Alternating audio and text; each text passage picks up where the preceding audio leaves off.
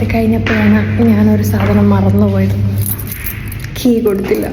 ഇതങ്ങനെ ആദ്യത്തെ സംഭവമൊന്നും അല്ലെങ്കിലും ഒന്നാമത്തെ ആയിട്ട് തിരിച്ച് ഹോസ്പിറ്റലിലോട്ടേക്ക് തന്നെ പോകേണ്ടെന്നൊരു വിഷമം എനിക്കുണ്ടായിരുന്നു. നൈറ്റ് ഷിഫ്റ്റ് കഴിഞ്ഞ് വീട്ടിലെത്തി ചുമ്മാ ഒന്ന് പോക്കറ്റ് തപ്പി നോക്കിയപ്പോഴാണ് ഈ സാധനം കൊടുത്തിട്ടില്ലെന്ന് കണ്ടത്. പിന്നെ വാർഡിലെ 4 പേര് അറിയുന്നതിന് മുന്നേ ഓടിപ്പോയി തിരിച്ചു കൊണ്ട് കൊടുത്തു. ഇല്ലെങ്കിൽ പിന്നെ ഗ്രൂപ്പിൽ മെസ്സേജായി ബഹളായി.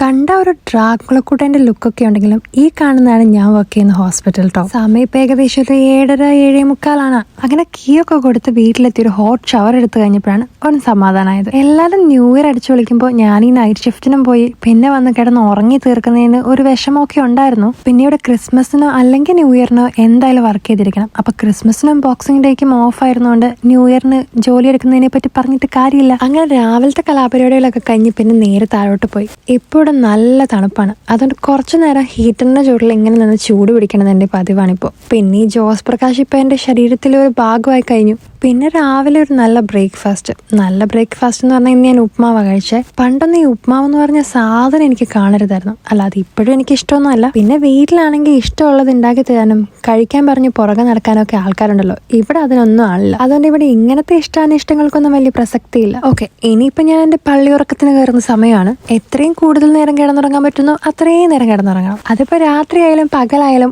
ഉറങ്ങണ കാര്യത്തിൽ എനിക്ക് ഒരു കുഴപ്പമില്ല. ഇപ്പം കിടന്നാൽ ഒരു 6-7 മണിക്കൂർ ഉറങ്ങാം. അപ്പം ശരി, ബൈ.